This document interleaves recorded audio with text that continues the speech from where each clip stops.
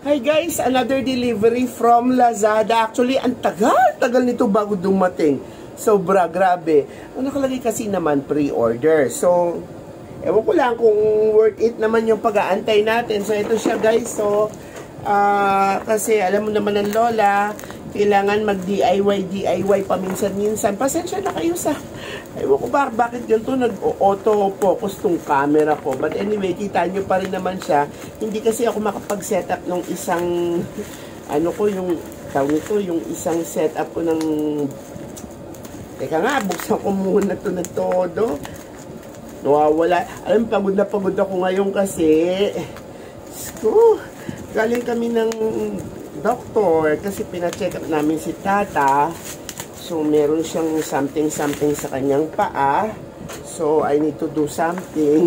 Tapos, makakatulong din sa akin to kasi yung iba kasi minsan madalas nag-DIY kami na mga gawain dito sa bahay. So, let's open it for the first time, ha? Check nyo. It's Makita! So, ito yung isang kapartner nung binili ko na grinder. Ito, dumating na siya at long last. Ito naman ang kapartner niya, which is... Teka. Aalog. Yan, wag na nga. Pakita ko na lang muna nga sa inyo kasi medyo parang naglaglagan na yung mga sets niya, naglaglagan. Off ko muna yung video tapos kasi tingnan nyo, although nandito naman yung pinaka barena, pero parang tinesting na, parang wala na siya sa plastic. Nakita nyo, wala na siya dito sa plastic, oh. Nakapatong na lang yung plastic ng ganyan, tapos parang nakapatong na lang siya ng ganito. Sana hindi naman sira itong naipadala sa akin. Medyo may kabigatan din, ah. Parang actually, parang na rin siyang standard na barena. May kabigatan din. Pero, check natin. Nagkalat-kalat kasi yung mga bits, eh, oh. Siguro na alog-alog. Ayan, oh. Ewan ko kung kumpleto. Check ko ngayon kung kumpleto to. Post ko muna yung video, okay? Wait lang guys, mukhang kumpleto naman. Malapit ko na siya maisaayos. Parang wala namang kulang. Parang. Pero I'm not still sure. Parang may kulang eh. Ito na. Ano ba itong nilalagyan? Sorry, maalog yung video ha. Kasi sinushoot. May spaces pa dito. 1, 2, 3, 4, 5. So, may 5 bits din ako dito. Na ayaw magkasya doon sa pinakalagayan niya eh. Ayaw eh. Baka baliktad yung pasak ko no. Ayaw talaga. So baka hindi ito dito. Pero kung, ayun, pumasok yung isa. Pumasok din tong isa. Pero masyadong masikip. Ayaw ko pwersa. Ito dito to. Malamang.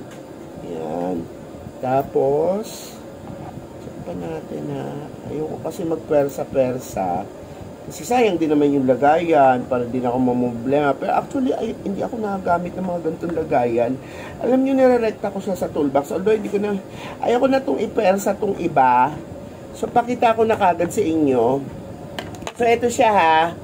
Aside from the barena, there are 2 batteries. Yan. 12 volts lang siya guys. So, yan, may 2 batteries. Yung grinder ko, kung natatandaan nyo, check ko, i-post ko siguro yung link niya or yung page niya dito sa video na to, sa may comment section. Kung ma-post ko, kung makalimutan ko, pakiremind nyo na lang ako. May grinder ako nito with the same type of battery para hindi ako masyadong, nag-aalala sa battery ba, masira to, meron pa akong isa. Tapos may charger din siya. The same charger din doon sa grinder ko. Tapos meron siyang parang extension para kapag kalba patagilid patiwari ko kung ano man yung babarenahan mo, magagawa mo because of this extension. Tapos yung mga drill bits niya, hawa naman ng Diyos. Ayan. Kompleto siya yung mga bala niya. Ayan, di ba? Bongga. Kaya alam niyo naman pag delivery, naaalog-alog, natatanggal. So kompleto naman siya. Meron siyang mga screw na drill bits. Meron siya yung parang mga wrench na close wrench. Tapos meron din siyang mga pang barena talaga na bits. Ayan, kumpleto siya. Hindi ko lang alam kung pambakal ata itong mga to. Wala naman atang pambato. Hindi ko alam kung ano tong mga to. Pero kakaiba yung talim niya eh. Oh, guys, oh, ayan, oh. Tingnan makita niyo yung talim niya. Oh, parang parang serrated na parang pan-drill. Kasi yung regular drill is parang ito, regular lang to. Teka, tignan ko ako regular na. Sorry.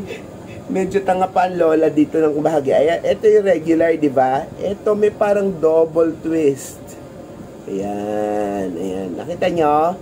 So, testing natin ngayon yung battery kung matcha-charge, di ba? Tanggalin ko muna to kasi mga chenes na lang to. Actually, hindi ko naman kailangan niya. Meron naman ako mga bits talaga. Binili ko yan kasi parang mas makakamura na lang kasi ako kapag sinama ko yan sa ano. Pasensya na umuugaw ko yung video. Hindi ako nakapag-set up ng tripod ko kasi pagod. Sobra kaming pagod. Gusto ko lang itong ma-review kasi para at least masole kapag may diferensya. So, testing natin to. So, parang ganun lang siya, di ba? Ayun, oh. Okay, nagcha-charge, nagpula.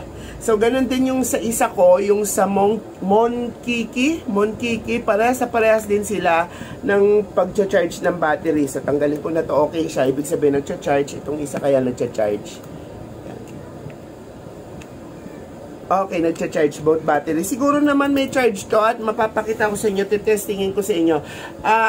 It's not as heavy as yung mga heavy duty na plug-in, pero it's also not that light. May somewhere in between, pero kayang i-handle ng mga katulad kong medyo Jonda na, alam nyo na, Jurassic Park na tayo eh. Ayan. Ay! Nervous naman ni. Ayan. Ito pala, lock niya, oh. May lock din siya, ha. Oh! Ay! Bongga, may ilaw siya dito. Ayan, oh, kita nyo may ilaw. Bongga. So, paano ba tayo maglalagay ng... ito yung paglagay ng drill bits. So, ito yung pang sikip at saka pang... okay. So, hindi niya na kailangan ng mga sosi. Katulad ng dati, di ba? Ang hindi ko alam, hindi ko maintindihan na itong may mga numbers dito. Pasensya na, guys. Pero wala pa akong alam tungkol dyan kasi natural na sanay ako dun sa mga plug-in na rektahan na. Pero ang alam ko ito, kapag mag-i-screw ka, yung mabilis, mabagal, or what. Check natin, ha. Parang ganun siya eh. Itong mga number na to, hindi ko lang alam kung yan talaga yan. Tapos may pang-hammer din siya. Ewan ko kung hammer yan o reverse yan. Palagay ko hindi naman siguro reverse. Ito atang reverse eh. Hindi ata to lock. Pero, oo nga, reverse nga to. Ito yung forward at saka yung reverse. Ayan. Tingnan ko nga kung bumabaliktad. Oo nga, forward tsaka reverse. Tapos pag ginitna mo siya, lock siya, hindi siya aandar. So, ito yung panghigpit ng ating mga, para kung ikakabit mo siya. Tingnan ko nga, try ko nga. Teka. Okay. So, pwede nang kahit walang, di ba the usual na barena, may pasusi-susi yun eh. Ito, hindi na. Hawakan mo na lang, pwede na, carry bells na. Pero kung mahina kang tao, di, mag-gloves ka or what. Eh, palagay ko, ayan o, tingnan natin, try lang naman natin dito ha. Ayan o. Ayan, umikpit na. O, kaya medyo masakit sa kamay ha. Ayan o, umiikot siya, tingnan niya ah. Oh, so kung yung mga patiwarik, pabaliktad at kung ano-ano pa, malaking tulong to ha. Tapos kung gusto nyong i-release, hawakan nyo lang din. Ay, yan. Yun, madali lang siya, quick release lang din siya. Wala ka ng susi-susi na involved. So, ang aaralin ko na kung para saan itong mga numbers na to, tsaka itong mga chenes na numbers na to, wala naman kasing araw kung saan siya, kung saan siya, palagay ko dito siya eh. Ayan, tingnan natin nga. Parang wala naman nagbabago. Parang wala naman nagbabago, guys. Bumilis ba? Parang wala nga ako nakitang pagbabago. Parang parehas lang. Hindi ko lang talaga alam kung torque ito or torque. May torque ba to? Basta may mga number dito. Alamin nyo na lang. Pero ang feeling ko lang feeling ko original tong makita. Kasi ang bigat. Inaamin ko mabigat talaga siya. Alam ko ito pang hammer to eh. Pagka mag-aano ka sa concrete, 'di ba? Hammer type siya. Hindi ko lang alam kung paano ang hammer niya. Pero maganda to kung gagamitin yung mga pang-screw, ganyan. Ayos na ayos to kasi smaller. Hindi ko pinili yung malaki yung battery, yung ganon. Kasi pang-personal ko lang naman ito. Yung tipong mga ayusin sa bahay na yung kaya lang ng kamay ko. Kasi yung malaki ang battery, sobrang bigat na. Kasi may ganon yung friend ko, sobrang na tong bigat. Sobrang ng bigat yon. Well, eto, kapag ikaw medyo katulad ng lola tumatanda na at kailangan nila ng mga DIY na may mga isabit na frame, kailangan magbutas ng concrete, pwede naman na siguro to. And based sa nararamdaman ko sa kanya, power naman. Mukhang power naman, guys. Ayan o, lumalabas yan. Ayun o. Mukhang power naman. Ito, reverse. O, nakita nyo. O, the best pa rin talaga. Hindi ko lang alam kung magtatagal. Sana may wish naman na natin na magtagal. So, yung battery testing natin para dire-diretso tong review na to. Alam nyo, tagal kong inantay ito Ang tagal. Sobrang ang tagal. Bago to dumating sa akin. Testing na natin lahat, ano? Yan. Oh. Ayan. Maandar din, guys. Oh, di ba? So, pero nga akong personal na pang repair sa bahay. Ayun. Malakas Malakas. Promise. Oh. Pero, pwede mo siyang very controlled lang. Ayun, since magaang siya, hindi siya yung tipong, katulad ng malalaking barena, nabibigla ang lola, natitwist ang kamay ng lola. Siya hindi. Suwabe lang.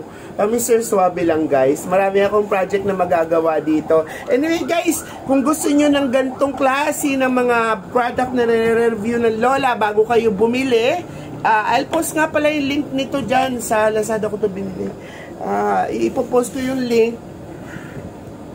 Pwede na kayong umorder kasi maganda siya. Original talaga siya. Ayan, guys, So, ito siya.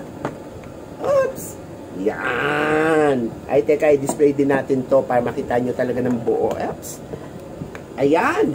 Oh, di ba? Bailan na kayo. Tested and proven naman, di ba? Umaandar at saka bongga. Kasi totoong makita siya. Hindi kagaya ng grinder na bili ko, Monkiki. M-O-N-Q-I-Q-I. And if you like this kind of video, please do like, share, and subscribe to your Lola's channel. Hit that notification button just in case na gusto nyo pang nakikita yung mga binibiling tools ng Lola dahil nagdi-DIY ako. Yes, masaya ako kasi kala ko talaga hindi na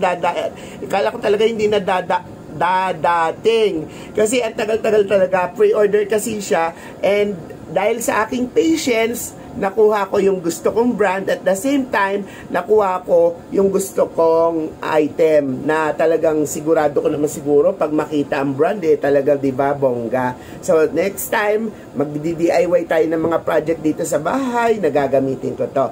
Okay, maraming salamat. And if kapag kayo nasa ibang platform, it's still your Lola with an H, L-O-L-A-H. Bong Lim here saying na, naku, sana DIY is still fun and the best sometimes. Pero madalas masarap yung nag-uutos na lang. Pero pag DIY talagang nakakatanggal din at nakaka-relieve din ng stress, lalo na pag nagkakaedad ka na. Okay, maraming salamat mga apo!